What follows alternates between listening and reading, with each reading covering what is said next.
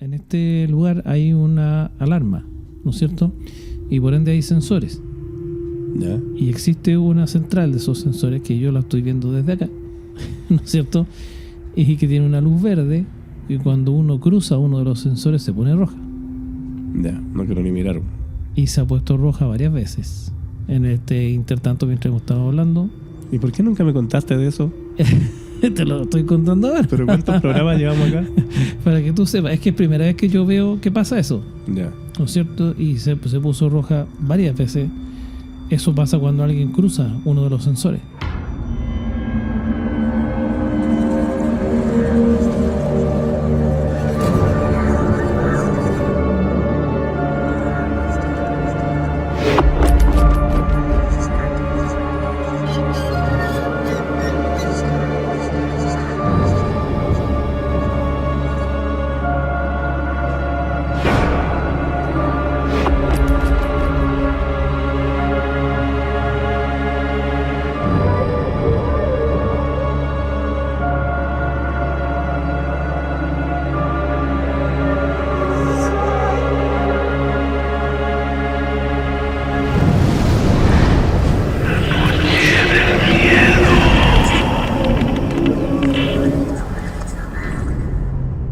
Querida comunidad del miedo, aquí estamos nuevamente, bienvenidos a una nueva edición de este su programa, su podcast, ¿no es cierto? La Noche del Miedo. Como cada semana la invitación es a asustarnos juntos un ratito y para eso no podemos hacerlo solos, ¿no es cierto? Tenemos aquí como siempre a nuestro querido amigo Jorge Zavala Berríos. ¿Cómo estás tú? Bien, Felipe, gracias por la bienvenida. Bienvenidos a todos ahí, los que están en nuestras redes, Eso, junto a nosotros siempre. justamente, sí, que son los grandes responsables del crecimiento de este canal. Vamos por más, así que tenemos muchas cosas en carpeta, estamos haciendo mucha investigación, se viene bueno esto, se viene bueno. Yo sé que lo hemos dicho varias veces, esperamos estar cumpliendo esa expectativa, pero de todas maneras les digo, tenemos varias cosas bien, bastante, ¿cómo podríamos decir? Espectaculares quizá. Sí. Esperando, tenemos una investigación ahí pendiente que en cualquier minuto la vamos a hacer y se van a sorprender. Y también el programa especial de Halloween. Ah, por supuesto, vamos a tener nuestra edición especial de Halloween también, no se la pueden perder. Esa sí que tiene que estar ahí, porque ¿qué podemos adelantar, querido Jorge? No vamos a estar en nuestro estudio. No vamos a estar en estudio. Vamos a estar en un lugar en exteriores, Así es. donde ocurrió, No es cualquier lugar, claro. donde ocurrió, Donde ha un habido relato. reportes, lo decimos, ¿no? digamos, En ese lugar, además de otras cosas, pero principalmente ha habido reportes de avistamientos del tuetué. ¿Qué tal? Además es un lugar donde hay varias higueras. ¿para qué más? ¿Para qué más? Pero eso, así que no se lo pueden perder. Ahí lo vamos a estar anunciando cuando sea el momento, para que ustedes, por supuesto, estén ahí como siempre. Para los chicos que nos ven y nos escuchan desde el extranjero, explicarles que el tuetué aquí en Chile es un pájaro, un Claro, tanto, un ave mitológica que vendría siendo un brujo que se transforma en este pájaro y además provoca calamidades, no es nada positivo. Claro, es de mal agüero. Y efectivamente, bueno, eso es lo que cuenta la leyenda, ¿no? Que sería un brujo que, entre comillas, disfrazado de ave, ¿no es cierto?, aborda a las personas en caminos muy solos. En el fondo eso es una gran historia, pero fíjate tú que en la mayor parte, por lo menos la mayoría, por no decir todos los que he escuchado yo, reportes de avistamiento o de haber escuchado, en realidad eso es lo correcto, precisamente porque nadie de los que yo conozco, al menos, nadie lo ha visto. Ujú. Tú nunca lo ves, No, lo escuchas, ¿no es cierto? Escuchas ese canto misterioso de pájaro y eso es lo más inquietante de cuando te toca, ¿no es cierto?, encontrarte con un tuetué. Porque lo escuchas y escuchas que está más cerca, que está más lejos, que vuela entre medio de las copas de los árboles, pero no lo ves nunca. Claro, no contento con eso, Felipe se le ocurre que vayamos a hacer la noche del miedo a ese lugar. donde están los reportes. Ustedes saben que nosotros nos debemos a ustedes, así que la idea es que nos asustemos y ahí vamos a estar. Vamos a ver qué pasa. Claro. ¿Ya? Ahí les vamos a preparar sorpresas. Pero bueno, entremos en materia, mi querido Jorge. Hoy día vamos a hablar de un tema que no sé por qué no lo habíamos hablado antes así como tema central, pero que sí hemos en algún minuto pasado por ahí. Es un tema complicado, yo encuentro. Es complejo, así que tengan mucho ojo ustedes en su casa, porque vamos a hablar de las posesiones demoníacas. Así, tal cual. Más allá de lo que tiene que ver con cada caso, ¿no es cierto? Bueno, ustedes saben, ¿no? ¿De qué hablamos cuando hablamos de posesión demoníaca? En el fondo lo que nos estamos refiriendo a que alguna entidad maléfica, ¿no es cierto? Alguna entidad, mala energía, qué sé yo, se apodera del cuerpo de una persona. Las razones pueden ser miles. Simple y sencillamente, no es necesariamente que esa persona haya hecho alguna clase de pacto, ni nada de aquello, sino que estamos hablando de repente los demonios encuentran personas, entre comillas, débiles, ¿no es cierto?, de espíritu, que sean más fáciles de poseer o de engañar como para poder meterse al interior de estos cuerpos. Claro. ¿Verdad? Y así es como comienza la historia. Claro, hay una influencia, yo no sé si positiva o negativa, de parte de Hollywood, de todas las películas de posesiones. Exacto, que no son pocas. No son pocas, pero sabemos que, claro, las películas, principalmente la función que tienen es entretener, y por ende muchas veces se exacerba mucho lo que a lo mejor ocurrió en realidad. Ahora yo tengo que decir una cosa. Yo voy a relatar un poco una historia que ocurrió en Italia en 1960 y que, según lo que sabemos, se trataría de uno de los exorcismos más documentados que existen hasta el minuto. Sí. Y hay que decir que lo que, digamos, documentado, ¿por qué? Porque aquí hubo testigos especialmente convocados para esto, no accidentales, digamos, ¿no? Incluso entre esos testigos hay otros curas, ¿no es cierto?, padres de la Iglesia Católica. Uh-huh. Y además de familiares de la persona involucrada. Entonces, obviamente hay registros de todos tipos, incluyendo un audio que no se lo pueden perder porque lo vamos a poner. Y el asunto es que, tal como decimos, sería uno de los casos más documentados que existen, y hay que decir que lo que se registró en estas evidencias, Uh-huh, efectivamente es muy igual a lo que hemos podido ver en las películas de exorcismos y posesiones. O sea, podríamos decir en ese sentido que Hollywood ha sido bastante fiel a lo que es la realidad en estos casos. Yo creo que sí, hay exageraciones, ¿verdad? Hay cosas que se exacerban, como bien dices tú, pero se acerca mucho. Claro. Mucho. La realidad en este caso no supera la ficción, pero sí la iguala, creo yo. Claro, como bien dices tú, es un caso que está bien documentado. Así Está es. documentado casi como un reportaje periodístico, es lo que me gusta mucho. Exacto. Y no sé, va a pasar a relatarlo porque de verdad es, Sí. hay que pongan atención, chicos. Pongan atención porque en realidad este caso, como les digo, es muy, muy hollywoodense lo que sucede aquí. Por ende, seguramente varias de las cosas que les voy a contar a ustedes les van a parecer casi conocidas, Uh-huh. ¿no es cierto? Pero sí hay que pensar que estamos hablando de una historia real, 100% real. Eso Ya. es lo que perturba. Justamente porque esto, como les digo, eso es lo importante. Hay testigos, hay registro.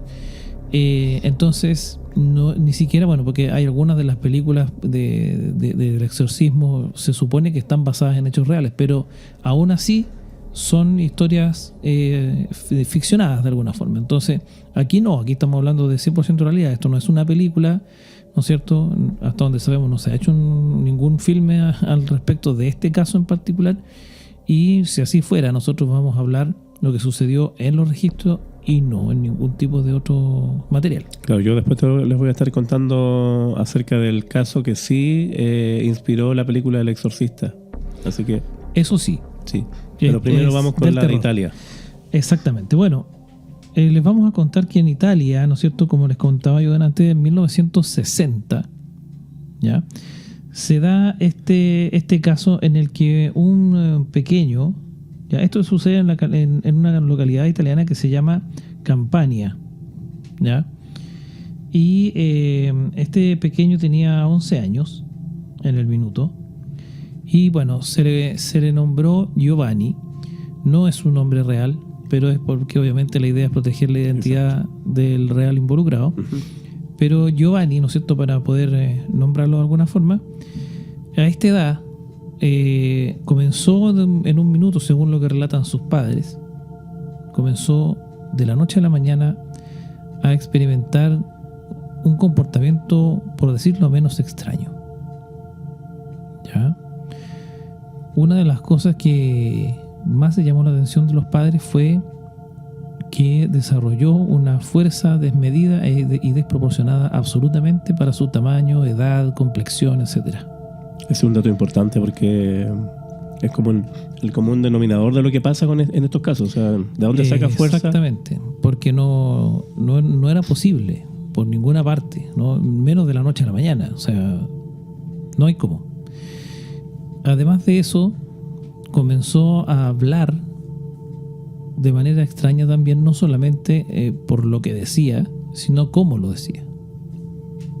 Es decir, empezó a emitir unos sonidos muy, muy graves, muy oscuros. ¿Guturales? Claro, prácticamente. Y a hablar cosas que él no sabía. Por ejemplo, hablaba en latín. Maldecía, decía groserías, cosas que no eran obviamente el vocabulario normal de este niño, bueno, y de, yo diría, ningún niño de esa edad. Claro. Entonces, lo primero que hicieron los padres fue llevarlo a psicólogos, a otros médicos, y tras un largo peregrinar de doctor en doctor, nada, ninguna solución, ninguna idea siquiera de qué podría ser lo que estaba pasando en este caso con Giovanni. Desesperados ellos porque ya pasando el tiempo esto no cesaba, finalmente recurren a la Iglesia Católica. Y es ahí, ¿no es cierto?, donde comienza a configurarse este exorcismo, porque ellos recurren, ¿no es cierto?, a un cura italiano famoso por dedicarse, ¿no es cierto?, a este tipo de cosas. Llevaba 30 años de experiencia en exorcismos. Una real eminencia en este tipo de cosas. Además que estamos hablando de Italia, cerca del Vaticano, así que me imagino yo que era bastante más fácil por un lado, ¿no? Claro, más accesible. Este cura, ¿no es cierto?, se llama Carlo Mancinelli. ¿Ya? El cura Mancinelli, fue el encargado de esta eminencia, ¿no es cierto?, encargado de llevar a cabo este exorcismo. Lo primero que hace es conocer a Giovanni y claro, apenas lo conoce, reconoce, baja la redundancia, en él una serie de síntomas de posesión. Claro, tener en cuenta que no se trata de solamente llegar y hacer un ritual en base a rezo y ese tipo de cosas, sino que el exorcismo puede extenderse hasta semanas. De hecho, duró 3 días. Ya, entonces, sí, efectivamente, además esto tiene que ver con precisamente tiene que haber una autorización del Vaticano y todo un cuento. Sí. No es así nomás. Pero para resumir la historia, en el fondo les vamos a contar esto, que lo primero que hacen ellos obviamente es descartar que se trate de una falsa alarma, de un caso derechamente fraudulento. Una esquizofrenia. Claro que puede haber otros motivos por los cuales hacen las cosas que hacen.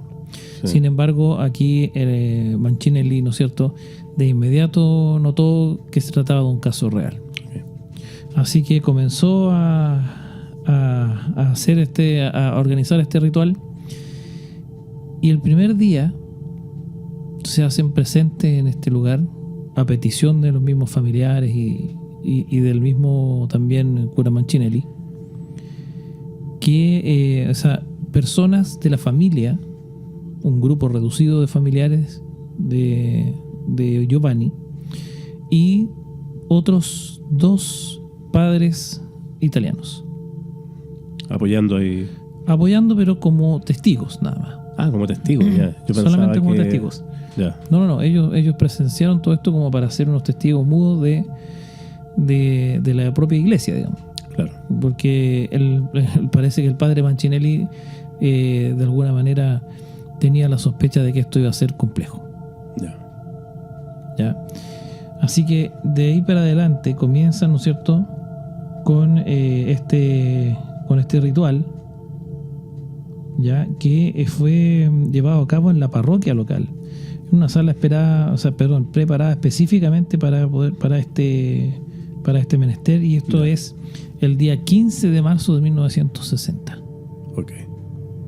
¿Verdad? En este lugar, a las 10 de la mañana, comienzan con el ritual. Giovanni permanece en una cama, amarrado. Por supuesto que eso también, ya comenzamos con las similitudes, ¿no es cierto?, con los hollywoodenses. Igual me parece sensato, porque si él tiene una fuerza... Claro que sí. Y además que durante todo el proceso de preparación, Giovanni, que obviamente no era sí mismo, mostró una gran violencia hacia los sacerdotes, ¿verdad? Así que obviamente sin hacer ninguna prueba, de inmediato, ¿no es cierto?, lo someten a estar amarrado con amarras de cuero a esta cama. ¿Ya? Entonces permanece amarrado, ¿verdad? Y comienza el ritual del exorcismo. El primer día, ¿verdad?, lo definen ellos como que lo principal que sucedió ahí fueron las primeras manifestaciones. Ahí, con comenzar con los rezos, ¿no es cierto?, y qué sé yo, claro, comenzó a haber reacciones por parte de Giovanni que son absolutamente antinaturales. O sea, su cara se deformaba, gritaba, maldecía, ¿no es cierto? E incluso los testigos relatan, los de la familia, relatan que en algunos segundos se veía que el cuerpo de Giovanni levitaba. Poco, pero levitaba. ¿No es cierto? Y así se desarrolló la primera jornada. Al segundo día, ya la cosa se pone bastante más grave, porque ahí el padre Mancinelli logra tener una conversación con el demonio que lo poseía. Espérame un poquito. ¿Qué pasó? Durante la historia. ¿Qué pasó? Porque si es que duró 3 días, el niño tiene que haber dormido ahí con su familia en la iglesia, ¿o no? No creo que lo saquen y lo vuelvan a... No. Claro, esto se desarrolló de esa manera.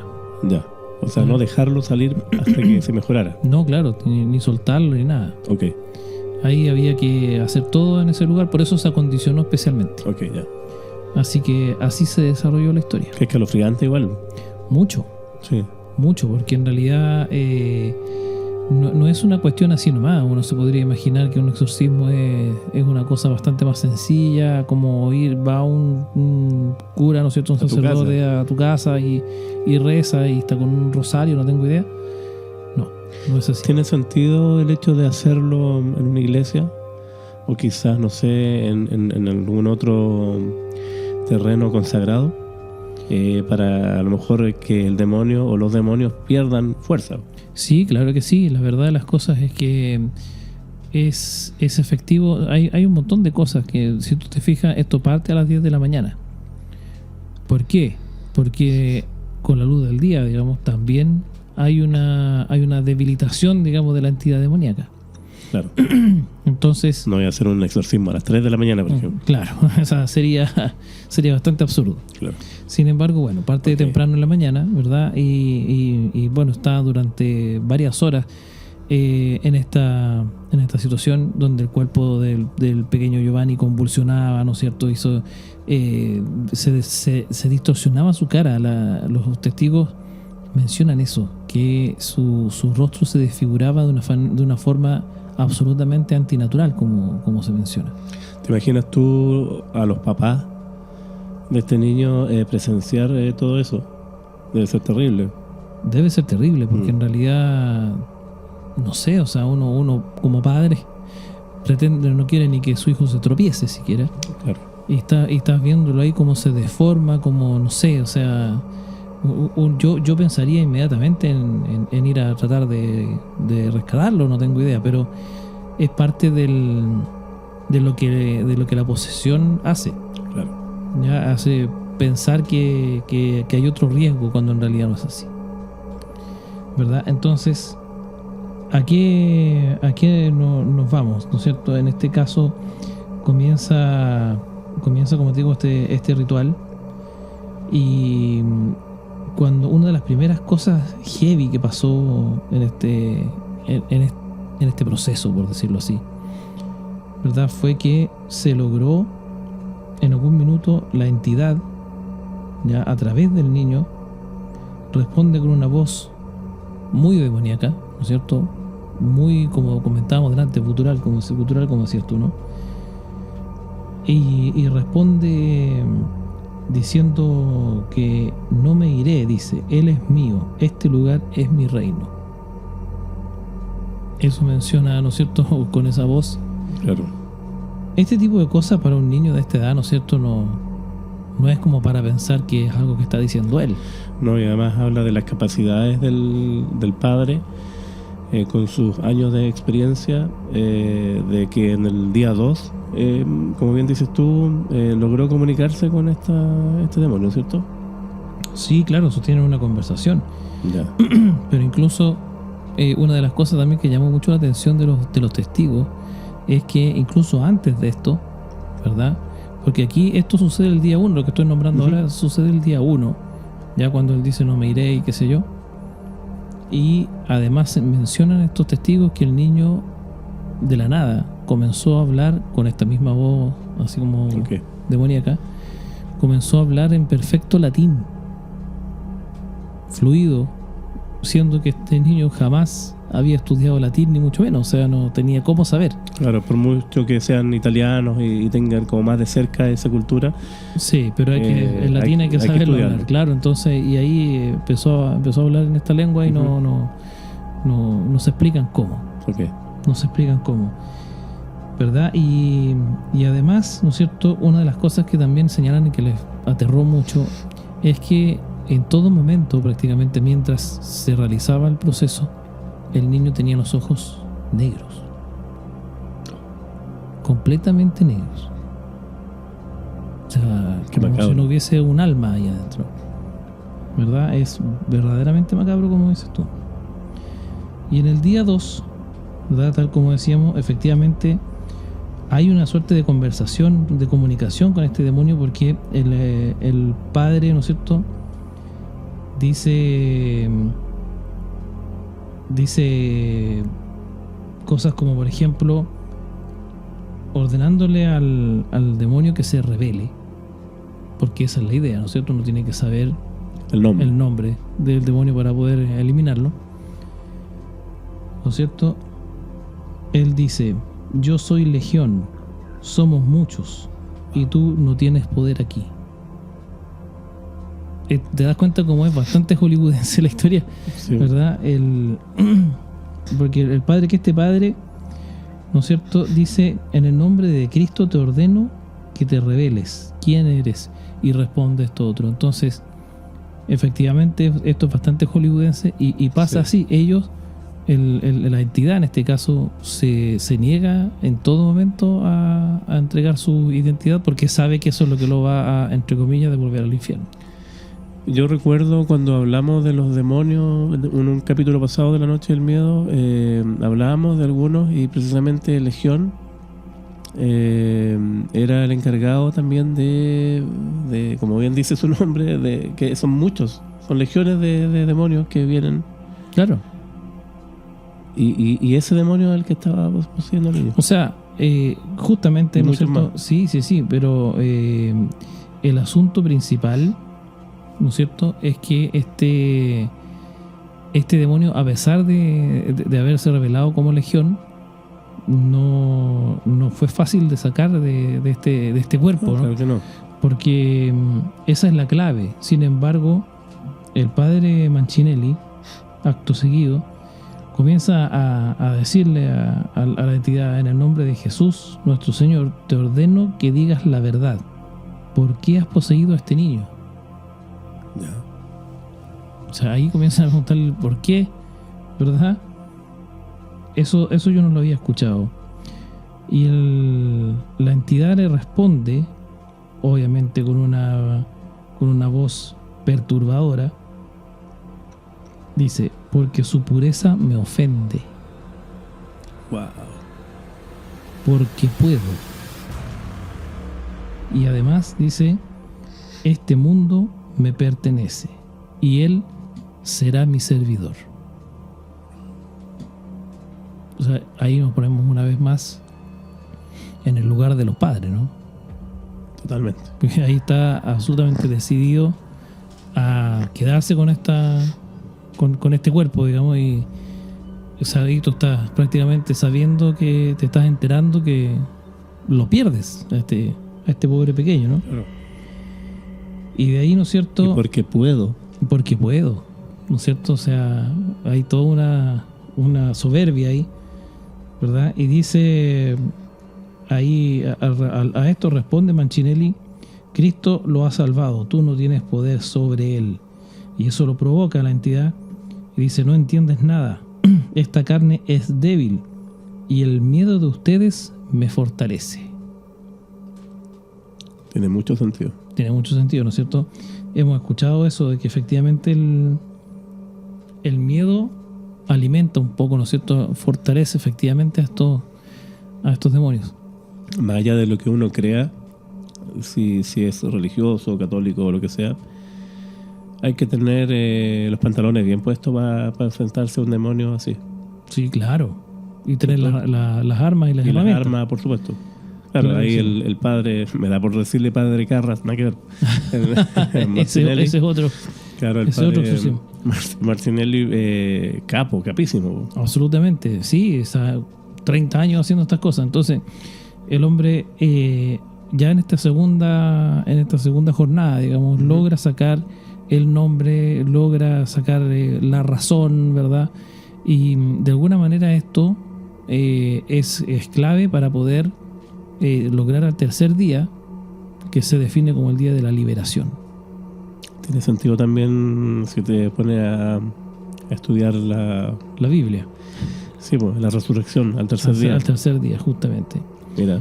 Y en este caso, este tercer día efectivamente es uno de los, o sea, es el día de la liberación, ¿no? Porque ahí, continuando con el ritual cada vez más intenso, en la que ya las manifestaciones eran cada vez más también fuertes, ¿no? Los testigos dicen que le impresionaba la fuerza de Giovanni para luchar también, que desde el interior la persona igual está luchando en contra del demonio. Pobrecito, seguramente se da cuenta de lo que estaba pasando. Se supone que sí. Sin embargo, llega obviamente que estando en esta situación, los testigos describieron que durante todo el tiempo que duró el exorcismo hubo una temperatura muy baja al interior de este lugar, muy distinta a la que había cruzando la puerta, ¿verdad? Que había un olor fétido adentro que también es una cosa que es una señal que hemos hablado mucho de presencias demoníacas, ¿verdad? De hecho nos pasó, no lo hablamos en el programa, porque ocurrió en el programa que hicimos de los demonios. Aquí un paréntesis en este tema para ustedes. Cuando grabamos acá en el estudio el programa que trató de demonios, en un momento bastante largo, claro, ocurrió, no recuerdo si habíamos parado o algo así. Hubo un minuto en el que paramos porque tuvimos que abrir la puerta. Ya, ok. Claro. Y cuando tú entras acá, sí, yo salgo Claro. no, con normalidad prácticamente, y cuando vuelvo Eso, por favor. siento un olor bien fétido, ¿no es cierto? Yo en algún minuto pensé, porque ustedes saben que este estudio estaba protegido por 3 felinos, ¿no es cierto? Y yo pensé que uno de ellos había hecho alguna cosa indebida, Claro. ¿no es cierto? Pero por más que busqué, no había nada. No, de hecho no hubo ningún gato durante la grabación. Pues. No, acá no. No. Estuvieron cerca, pero no acá. Y el olor era acá. Y era focalizado donde estás tú. Sí, por aquí, de hecho. Claro. Entonces fue bastante aterrador también para nosotros. Nos hicimos los locos, pero sí, fue bastante aterrador porque en el momento en el que empiezas a darte cuenta de que no hay razón para ello, a pesar de tener muchas sospechas y las posibilidades pueden ser miles. Es que el caso va más allá porque empezó de la nada. De un minuto Si a hubiese otro. estado presente todo el rato, ya ahí te creo que haya habido algún gato que ensució.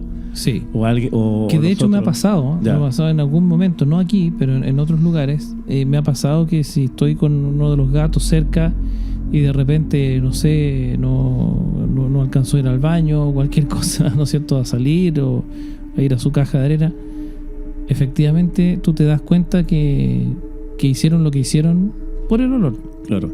¿no es cierto? Y empiezas a seguirlo, lo buscas y lo encuentras siempre a la primera. No es que haya que hacer No, claro que no. mucha investigación para darse cuenta. Entonces, como te digo, como bien dices tú, estaba concentrado acá y no había nada. Por más que movimos, ¿no es cierto? Hicimos de todo. Y además, como bien dices tú también, ninguno de ellos había estado aquí mismo durante todo ese rato. No, y habíamos estado grabando el programa prácticamente una hora antes de eso. Exactamente. Incluso algunos de ellos andaban afuera. Claro. Entonces no eran los culpables, como digo, por más que buscamos y buscamos, incluso pensamos, bueno, a lo mejor alguien pisó afuera, no sé, nada. Revisamos también todos los zapatos, nada. Claro. Entonces, cuando ya se te acaban las razones lógicas para esto, claramente empiezas a darte cuenta de que, estábamos hablando de demonios. Claro, además que ustedes sabrán, chiquillos, que nuestro estudio siempre es protagonista de fenómenos paranormales, vamos a decirlo claramente. Siempre nos pasan cosas. Ustedes han sido testigos cuando hemos estado en vivo, cuando hemos estado grabando con Evita, que apareció una entidad detrás de nosotros. Y que no ha sido lo único. Claro que, no sé, muchas veces, que recuerdo cuando estuvimos en vivo, algo me rozó la pierna y no había nadie. Sí, a ¿Te mí acuerdas? también me pasó eso, sí. Entonces, también siempre echamos la culpa a los gatos, pero es que no estaban los gatos. Siempre lo primero que pensamos es que son ellos los culpables de lo que está pasando y no están acá o no sé, o lo estás viendo que está allá, no sé. Claro. Pero acá puntualmente lo del olor nunca nos había pasado. No. Y coincide con que estábamos hablando de demonios. O sea, Sí, y así como vino se fue. eso es porque nosotros terminamos de grabar. Yo me fui a mi casa y tú quedaste acá y ya no... Nada. Ahora sigo yo. No sé qué comiste ese día. Bueno, la verdad las cosas es que sí, Claro. fue bastante aterrador, bien terrorífico eso que nos sucedió. Uno se hace un poco loco precisamente como para no darle crédito, ¿verdad?, a la situación y no enfrentar que podría haber habido algo como eso. Claro. Pero no sé, es verdad, yo tampoco puedo dar fe, yo no vi nada, no sentí nada más que eso. Claro, son manifestaciones. O sea, lo quise traer a colación a propósito de lo que tú estabas contando. Sí, de hecho que es antingente porque justamente pasó esto, como es una característica de la presencia demoníaca. Entonces, ¿por qué lo menciono también? No solamente esto, era la temperatura y la oscuridad y todo eso, porque resulta que como este es el día de la liberación, ¿verdad? En este minuto está el padre Mancinelli y ahí haciendo este ritual, ¿ya? Y después de orar y orar y orar durante muchas horas repitiendo todo este discurso, ¿no es cierto?, prácticamente en latín, ahí de un minuto a otro el cuerpo de Giovanni cae como dormido, se termina el olor, se termina el frío Ya, de un segundo a otro. mira tú. y el pequeño queda ahí como durmiendo. Efectivamente perdió el conocimiento. Súper cansado, pero una vez que despertó, ya señala el padre Manchinelli y todos los testigos que despertó bien, no recordaba nada de lo sucedido los últimos 3 días ni harto tiempo atrás. Y claro, nunca más volvió a manifestar ninguna situación extraña, paranormal, mucho menos demoníaca. Por ende, se conoce además este caso como uno también de los más exitosos en términos de resultados, ¿no es cierto?, como exorcismo.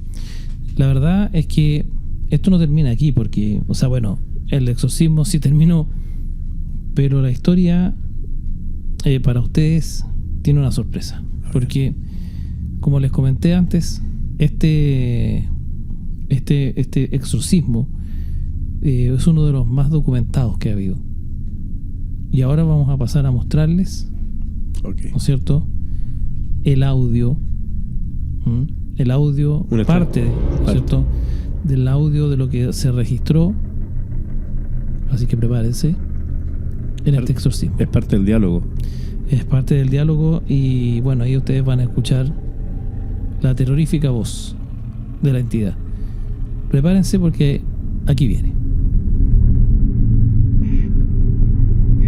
Avanti.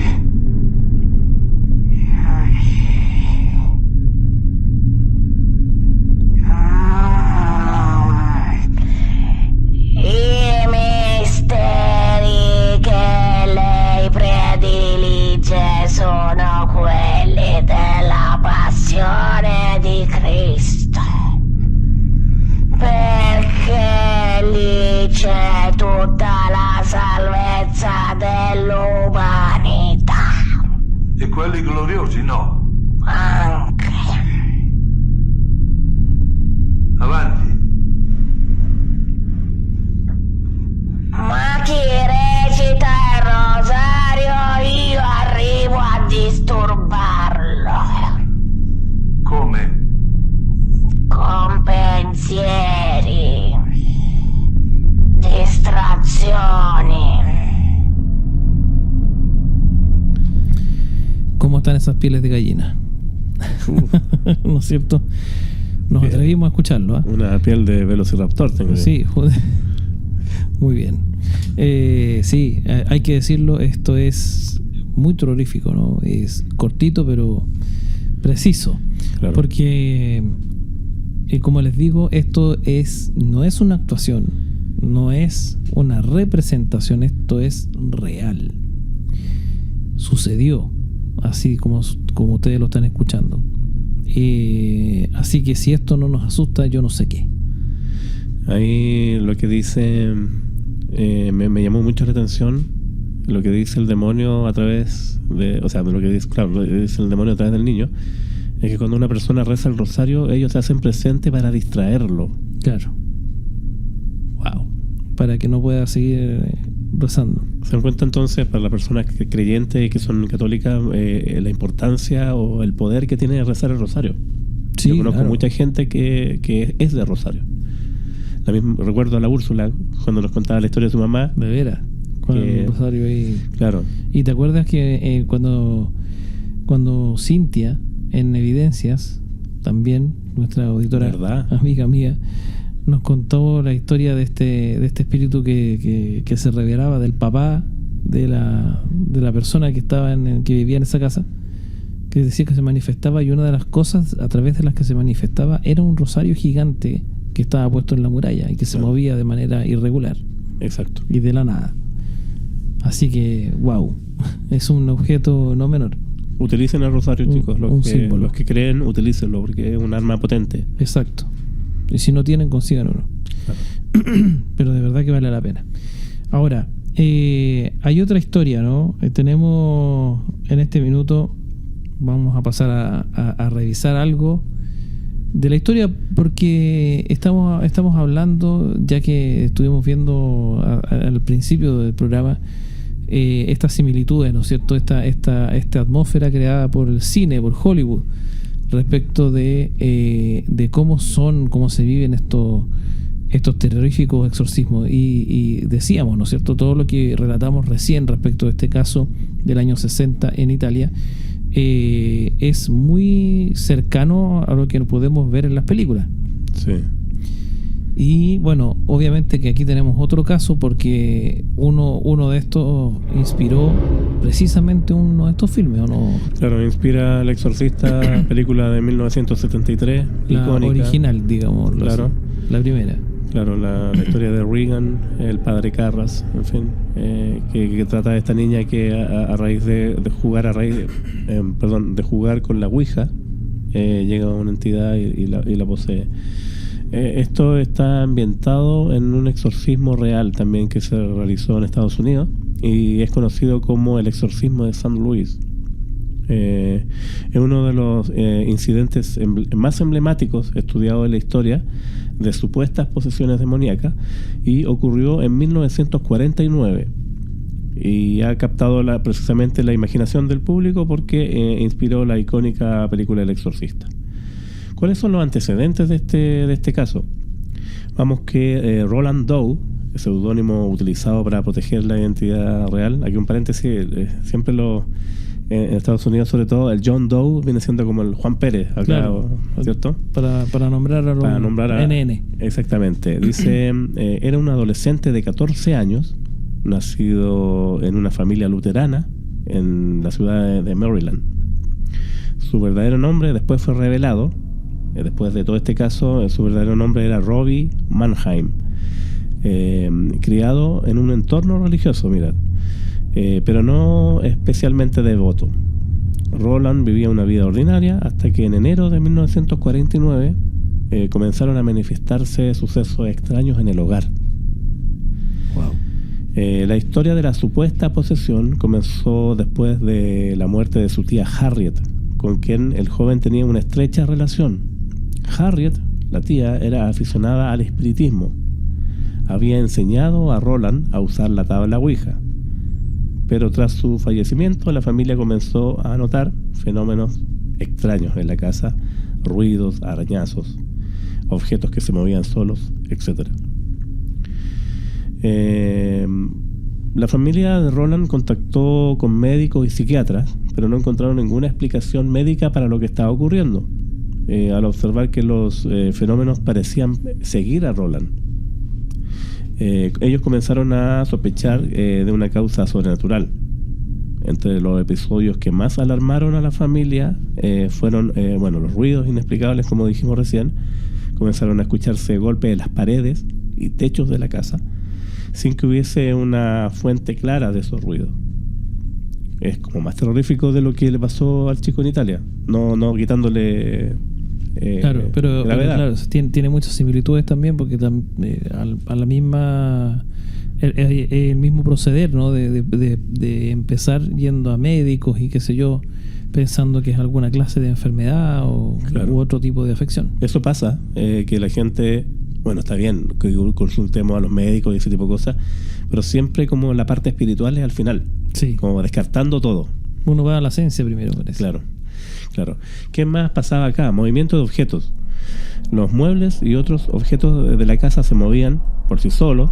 Algunos testigos afirmaron haber visto como una silla, que era la silla de Roland, estando él sentado en la silla, se desplazó de un lugar a otro. Casi como un poltergeist. Claro, estaba él sentado en la silla y la silla con él salió de un lado a otro. También hubo marcas en la piel.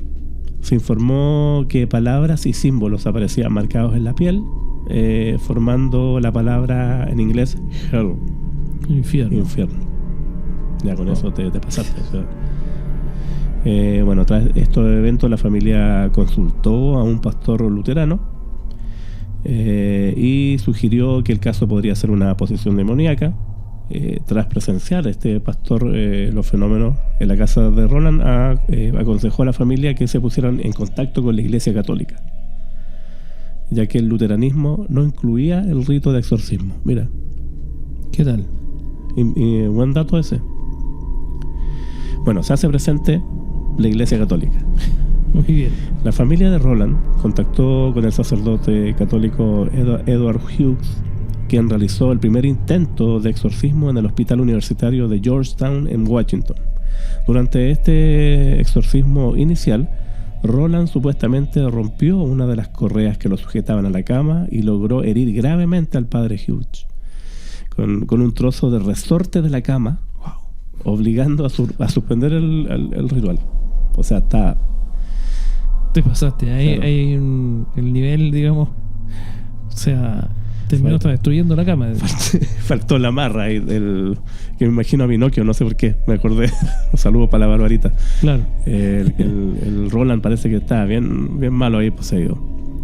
Hirió con un resorte de la cama. Con un resorte. Claro, da risa, pero no es por lo divertido. Es tragicómico. Es tragicómico. Luego de que el padre fuese herido, al día siguiente continuó el proceso de exorcismo y se llevó a cabo en una serie de sesiones que duraron aproximadamente un mes. Wow, desde marzo. Ese sí que es largo. Sí, desde marzo hasta abril de 1949. Durante las sesiones, los sacerdotes documentaron los siguientes fenómenos. Roland entraba en lo que parecían ser trances violentos, con el cuerpo tenso, gritando insultos en lengua desconocida. Es como el patrón de lo que pasa a las personas, recordando lo que pasó con el chico en Italia. Objetos religiosos como Biblias y crucifijos provocaban una reacción violenta en Roland. También es un indicio. También es un indicio. Se reportó que en algunos momentos la cama en la que yacía Roland se elevaba del suelo, aunque no hay pruebas físicas de ese fenómeno. Ya sé de dónde sacaron entonces, o sea, todas estas ideas del exorcista, prácticamente todas aparecieron. ¿Tú recuerdas la película en esa escena icónica que la cama baila y tirita? Exacto. Claro. El exorcismo tuvo lugar en varios lugares, incluido el hogar de uno de los parientes y el hospital que ya habíamos dicho.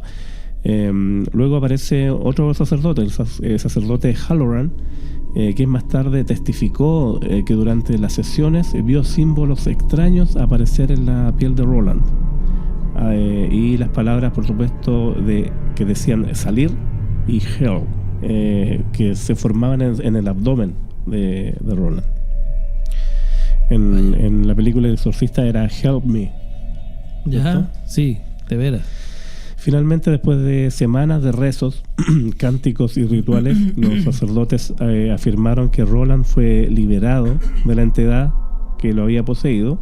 Y según los informes en la última sesión del exorcismo, Roland despertó de un trance y gritó que el demonio había abandonado su cuerpo. Después de esto, los fenómenos paranormales cesaron por completo, incluida la casa. Claro, el entorno también se ve afectado. Claro, bajó. Fíjate tú que eso me hace recordar también el caso de Sofía, de la Sofi. Exactamente. que presenció algo bien parecido a esto en una menor escala, pero no por eso menos terrorífico, ¿no es cierto? En el que ella describe que efectivamente esto tiene lugar en una cocina, si es que no mal lo recuerdo, Uh-huh. y que ahí pasaron cosas que no sé cómo explicarlo, porque ella describe que temblaba, que se Claro. caían las cosas con este temblor, qué sé Uy, yo, y había sí. gente en otros lados de la casa, ¿no es cierto? Y en el resto de la casa no estaba temblando. No, recordar ese caso que lo documentamos bien, porque además había unas imágenes en fotografía Sí, claro. de lo que era un supuesto duende, un demonio que había aparecido en la casa. Se ve en una foto. Sí, y esta vez una persona capacitada para esto, no era un sacerdote ni nada, pero era alguien que trabajaba con este tipo de energía de forma positiva, llegó a hacer un exorcismo, pero a la casa, Exacto. no a una persona. Sí, porque Y- era una entidad que habitaba la casa, pero que no había poseído a nadie. Digamos, ahora, Claro. cuestión de tiempo nomás si es que seguía ahí la entidad. Sí, de hecho recuerda que este demonio muchas veces adquiría la forma de una niña. Claro, su víctima era una niña que interactuaba Claro, con una primita pequeña una prima pequeña. que jugaba con alguien imaginario y era una niñita. Y también un tío de Sophie que vivía en la casa también avistó a una niña que se asomó por la puerta y después se escondió. Exacto. Cuando no había nadie. Cuando no había nadie. Pero lo que hizo este señor que fue a como exorcizar la casa, como bien dices tú, estaba en un momento en la cocina y empiezan a hacer este ritual y literalmente empieza como a temblar. Y se apagan las luces, se apagan las velas, o sea, todo un cuento así como de película. Pero que cruzando la puerta era normalidad absoluta. Claro, él pidió que los que quisieran estar presentes en ese ritual estuvieran ahí todos juntos, pero el resto que se encerraran en las habitaciones. Exacto. Y el resto de las habitaciones donde estaba la gente encerrada no pasó nada, no pasó nada. Exactamente, eso llama mucho la atención porque no...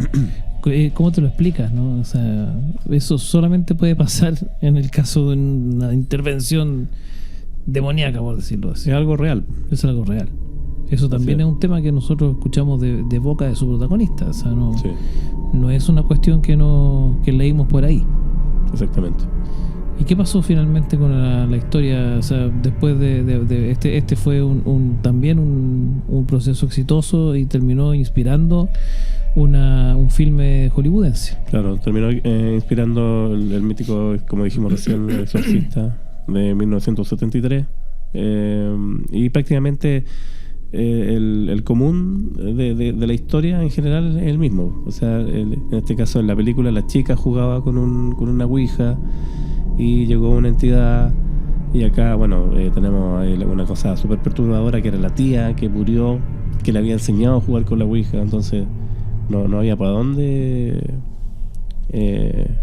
arrancar. Claramente, o sea, aquí había una tormenta perfecta en el fondo Exactamente. Para el tema. Qué complejo, el tema de la posesión demoníaca es, yo no sé, o sea, si lo viera sería muy, muy terrorífico. Claro, contarle a los chicos, porque siempre estamos contando nuestras sensaciones más allá de lo que pasa acá en el estudio o lo que pasó con ese olor extraño el otro día. Pero, por ejemplo, cuando estábamos preparando este tema, yo sentí que también había como una especie de resistencia, si se puede decir, a que no hablásemos de esto. Resistencia en el sentido de las cosas, de las casualidades que iban pasando. Y me pasó que ayer, antes de grabar, yo me estiré un rato a dormir una siestecita de unos 20 minutos. ¿Ya? Después del almuerzo. El que puede, hágalo por favor, porque es reparador. Y ahí soñé una cosa súper extraña, de que yo me veía a mí mismo en mi propia habitación. A ver, no es como que yo me haya desdoblado, pero yo me veía acostado en mi cama y estaba de noche y habían sombras que rodeaban la habitación, lo que me provocaba mucho miedo. Ya, esto fue en el sueño. En el sueño, sí. Y eran sombras así medias encorvadas, medias deformes. Ya. Cosa que yo me desperté después de la siesta y quedé así como, a ver qué pasa acá. Wow. Onda, Felipe, ¿hacemos este tema o no? Finalmente aquí estamos.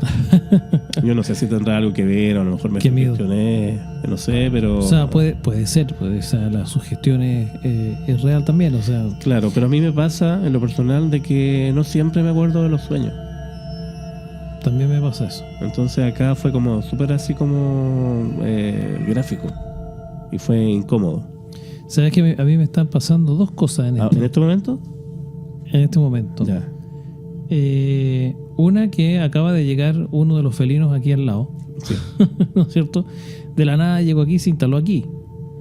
Eso muchas veces habla de algo, ¿no es cierto? Los gatos son protectores. Son protectores. Y es raro que... Y no llegó nadie a protegerme a mí, ¿cómo? Es que debe haber algo acá, en este sector. Lo digo porque es muy raro, precisamente porque no suelen actuar así. Claro. ¿Ya? En este caso, ellos están donde quiera que estén, claro, ¿no es cierto? Y se quedan ahí. Y si hacen algo así como de venirse para este otro lado, empezarían a maullar o algo porque están pidiendo comida o alguna cosa. pero no es el caso. Se quedó aquí y eso ya es una señal. Ahora, aquí otra cosa. En este lugar hay una alarma, ¿no es cierto? Y por ende hay sensores. ¿Ya? Y existe una central de esos sensores que yo la estoy viendo desde acá, ¿no es cierto? Y que tiene una luz verde y cuando uno cruza uno de los sensores se pone roja. Ya, no quiero ni mirar. Y se ha puesto roja varias veces en este intertanto mientras hemos estado hablando. ¿Y por qué nunca me contaste de eso? Te lo estoy contando ahora. ¿Pero cuántos programas llevamos acá? Para que tú sepas, es que es primera vez que yo veo que pasa eso, Ya. ¿no es cierto? Y se puso roja varias veces. Eso pasa cuando alguien cruza uno de los sensores. Claro. Y estamos ¿Ya? solos en este momento. Exactamente. Por lo menos acá. Exactamente. Entonces no tiene sentido. Obviamente que podría ser alguien que anda por ahí, los mismos gastos, ¿no es cierto? Pero estoy mirando para allá y no hay ni gato ni persona en el momento en el que esto pasó. Entonces, algo hay. Eso sumado a algunos escalofríos que me han venido, que por lo general me pasa cuando algo hay también. Claro. Ahí, bueno, cuéntenos ustedes qué están sintiendo en estos momentos, porque ya está bien, hablamos de un par de exorcismos que son reales, escuchamos esa maldita grabación, pero ¿qué más pasa? Eso es. Bueno, no sabemos cuál será el origen del asunto, pero efectivamente ahí vamos a investigar si es que quizá alguien aquí se movió, pasó por uno de los sensores, no sé, pero yo estoy mirando hacia dónde está y no veo a nadie. Claro, llevamos meses grabando acá y yo siempre estoy a este lado y primera vez que me entero que hay sensores. Gracias, amigo. Bueno, es que hasta el minuto no era relevante. Claro, después los chiquillos me tiran talla que yo soy el miedoso y la cosa y bueno, hay que estar acá, pues, chiquillos. Sí, justamente, hay que estar aquí solo los valientes. Sí, claro. Así que bueno, eso por un lado. Pero hablando de valientes, Tenemos más datos. tenemos más datos y además tenemos también información que nos llega desde México, nada más y nada menos, ¿o no, Jorge? Nuestra querida amiga Rosario, que nos está colaborando desde allá, ella tiene como, no voy a decir la receta, pero sí nos va a conversar acerca de las distintas etapas que pasa una persona que está poseída O infestada, como diría o ella. infestada de demonios. Vamos a escucharlo. Vamos a escucharlo. Hola chicos, pues aquí un gusto saludarlos nuevamente y traerles este tema tan interesante que es la posesión. Pero aquí hay dos tipos de posesión, ¿no? La posesión espiritual y la posesión demoníaca. La posesión espiritual, que es realmente por un trabajo de brujería. Aquí se escucha mucho en México que dicen eso de que me mandó un muerto. Entonces es eso. La posesión espiritual generalmente son entidades que manda otra persona, ya sea por venganza, por simplemente, digamos, que le cayó mal la persona y le mandó al muerto y pues siempre cumple con la misma, digamos, dinámica, que es el hecho de que escuches voces, veas ciertas sombras, que esa parte es la infestación. Y la segunda fase, que es cuando ya empieza a irte mal, que te peleas con el marido, que ya tienes mala suerte, te corrieron del trabajo. O sea, todo ese tipo de cosas ya es como que la ejecución del trabajo de esta entidad. La tercera parte que siempre les mandan, porque los muertos estos son, digamos, que dirigidos por la persona que está haciendo el mal, siempre es como que te quieren llevar a darte de baja en la suscripción de esta vida. Entonces ahí es cuando se convierte un poquito más peligroso, ¿no? O sea, ya cuando andan con, digamos, con ese tipo de trabajo. Y es muy parecida a lo que es una posesión demoníaca. ¿Por qué? Porque una posesión demoníaca, estamos hablando que es de una entidad, justamente de eso, una entidad totalmente negativa, que no es humana y que puede pasar por muchas cosas. Tiene muchos factores para que esto pase. Entre ellos son pues prácticas de actividades negativas o sin conocimiento. Recordemos que las actividades negativas siempre son variadas, y estos también aplican para esos jueguitos que muchas veces, y de seguro todos hemos jugado, como la Ouija, como este juego que estuvo muy de moda llamado Charlie Charlie, también es, al final de cuentas, una actividad negativa porque no deja de ser un ritual. ¿Y qué pasa con los rituales? Los rituales es ponerte una puerta rumbo a lo desconocido. Entonces, si tú no sabes qué hay detrás de la puerta, tampoco sabes quién está atrás. Y te puede pasar que toque entidades muy buenas, como les pasó justamente con este fantasma en su última investigación, que fue un fantasma bueno, que incluso se la pasaron muy bien. O puede ser que te toque un fantasma o una entidad demoníaca que sea totalmente negativa, tanto con sentimientos de odio o realmente que sea en sí un demonio muy muy fuerte. Entonces, de preferencia no hay que hacerlo. No hay que hacerlo, pero digamos que todos hemos llegado a jugarlo sin el conocimiento previo que esto tiene. También otra de las causas que es menos común, pero también es muy probable y es muy irónico que se mencione, es la fe. Es como muy extraño que lo diga, ¿no? Pero el hecho de que una persona tenga una fe tan grande llama la atención de los demonios, y esto hace que ellos de alguna manera decidan voltearte a ver y digan: esto es un reto y también es una blasfemia para el Dios que se profesa. Entonces, al final de cuentas, sin importar el tipo de fe que uno tenga, el hecho de que sea tan fuerte puede llegar a dar como ciertos pues cierta atención a estos demonios y sí, que decidan actuar. Sí, hay que decir que la iglesia, bueno, vamos a hablar más del tema de la iglesia. La iglesia católica tiene muchos parámetros ya establecidos. O sea, ellos tienen una escuela en Roma que lo que hace es eso, justamente formar a exorcistas. Y no todos tienen que ser sacerdotes.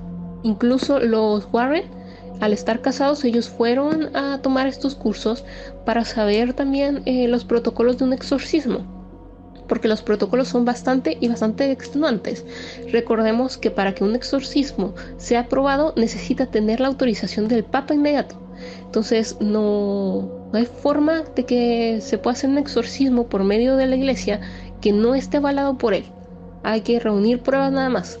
Y no solamente los Warren fueron a esta escuela, resulta que también un productor de acá, que creo que no se conoce mucho por allá, que se llama Juan Ramón Sáenz, que era, digamos, que locutor de la famosa Mano Peluda, él también fue a tomar cursos en Roma justamente para estas entidades. Y causa mucha curiosidad en este sentido. ¿Por qué? Porque no son sacerdotes, no son, digamos, que ordenados, ni arzobispos, ni nada. Ellos fueron simplemente por, digamos, que la curiosidad y el rumbo que les llevó su vida. Entonces es muy importante saber que la iglesia tiene ciertos protocolos y todo muy bien ordenado. Entre esos protocolos justamente se mencionan que son 3 fases de posesiones. La primera fase es la infestación y la influencia. Esta primera fase es el primer contacto que tiene la entidad demoníaca con la persona. Y esto, no sé si lo recuerden mucho, pero se ven en muchas películas que de alguna forma siempre se escuchan voces, siempre se ven sombras, siempre el hecho de que algo esté, digamos que, mandándote susurros para que tú hagas ciertas cosas. En ese momento es, digamos, que la primera interacción que tú tienes con el demonio. La segunda interacción, que es la segunda fase, es la ejecución. Esta ejecución es cuando ya los actos se manifiestan. Es cuando vemos en las películas que las sillas se mueven, que te empiezan a tocar la puerta, que se escuchan voces más feas. Incluso en la llamada película esta Actividad Paranormal, el Kinect detectaba al demonio.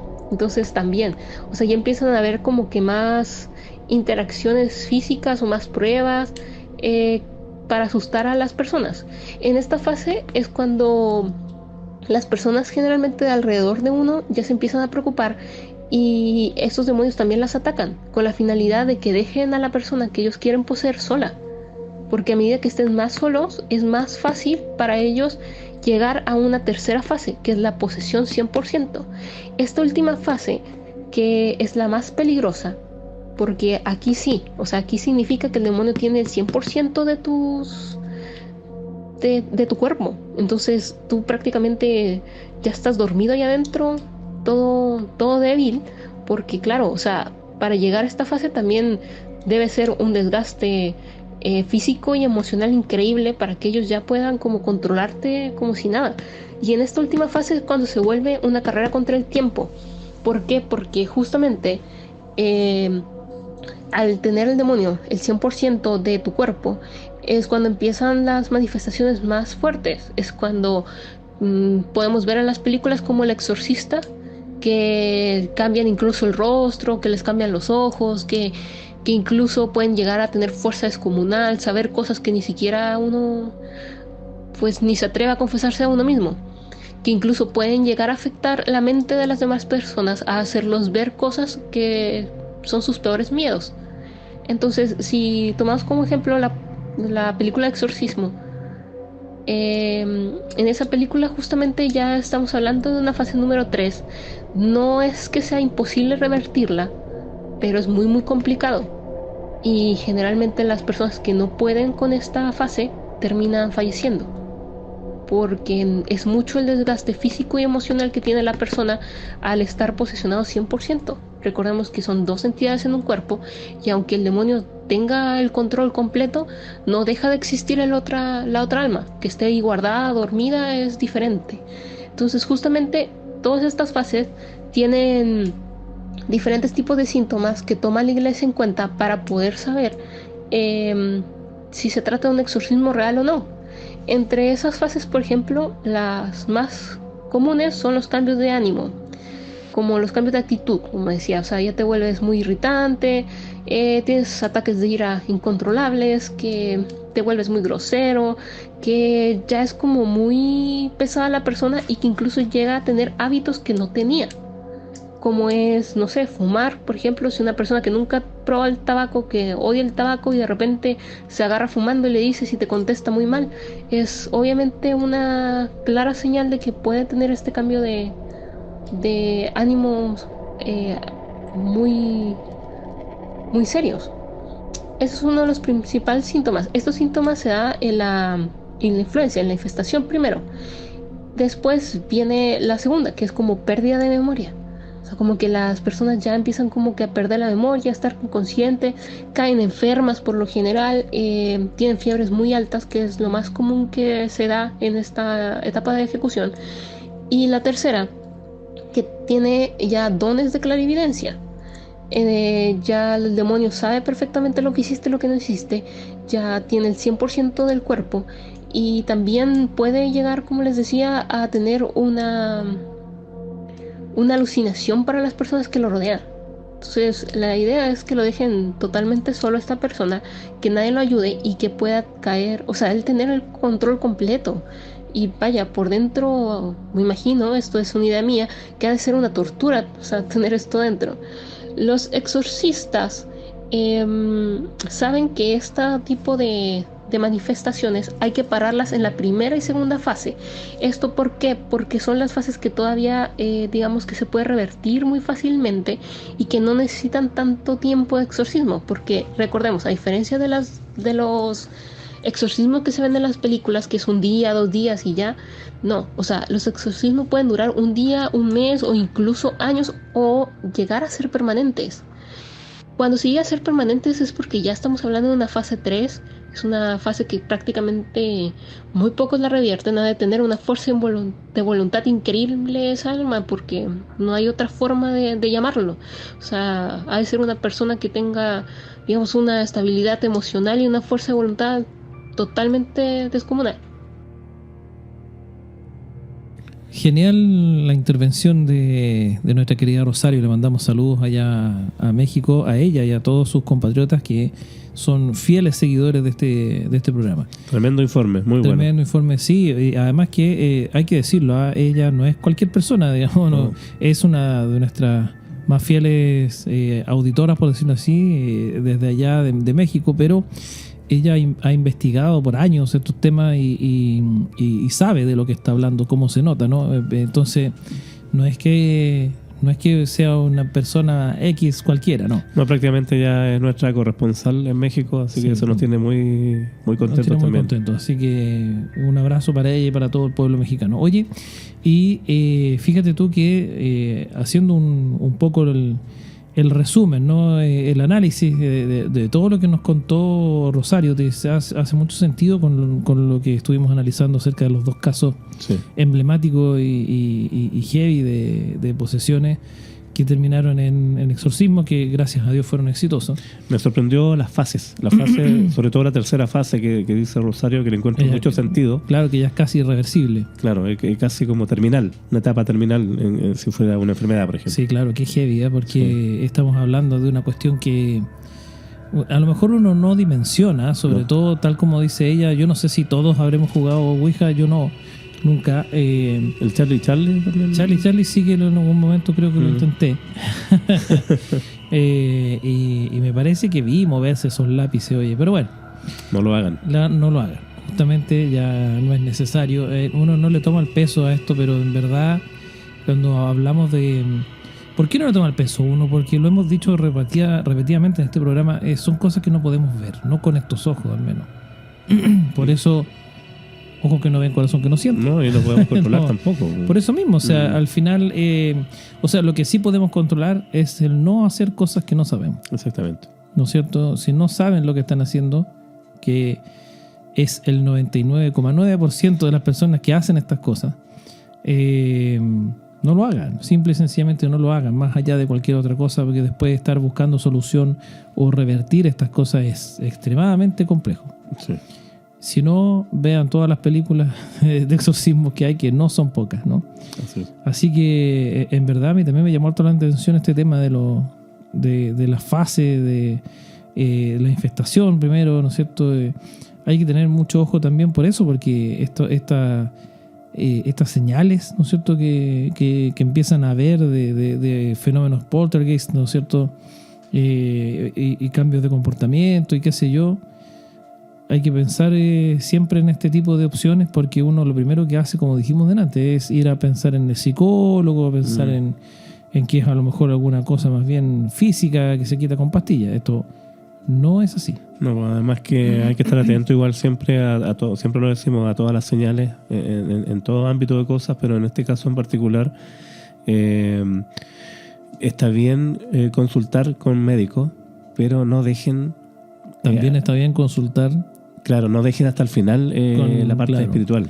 Claro, si conocen a alguna persona como Evita, por ejemplo, como medium, o bien si ustedes confían más en la iglesia, ¿no es cierto? También acudan a quien sea de su confianza, pero háganlo, ¿no es cierto? Porque lo peor que puede pasar es que les digan, no, sabe que no nomás. Claro. Listo, ese es todo el riesgo. Así que de esa perspectiva hay que tener mucho ojo, y como dijimos también en Relatos del Otro Lado, mucho cuidado con lo que deseas, porque se te puede cumplir. Uno nunca sabe qué implicancias, qué costos y quién está escuchando, como decías tú. No sé qué otro análisis tenemos para el cierre, querido. No, yo quiero ir a dormir ya. Listo. Si es que puedo. Si es que puede, siempre decimos lo mismo, ¿no? Hay que ver. Yo puedo. A mí no me quita el sueño casi muy nada. Bien, muy bien. Así que con todo y cosas paranormales, no hay caso, yo me duermo igual. Así que espero que ustedes también tengan un sueño reparador, si es que están en estos horarios nocturnos escuchándonos. Si no, bueno, ustedes sabrán en qué minutos se arriesgan a sufrir este miedo con nosotros. Así es. Así que bueno, queremos agradecerte primero a ti, querido Jorge. Gracias, amigo. Y a ustedes también por estar ahí siempre, hacer crecer esta comunidad. Vamos a repetir lo que ustedes ya saben, ¿no es cierto? Si no lo han hecho, suscríbanse a este canal. Denle like, ¿no es cierto? Compartan, comenten, interactúen con nosotros, porque todo eso nos ayuda a seguir haciendo crecer esta comunidad del miedo, como la hemos llamado. Así es, amigo. Así que los dejamos invitados, agradeciéndoles y invitados como siempre a una nueva edición de La Noche del Miedo.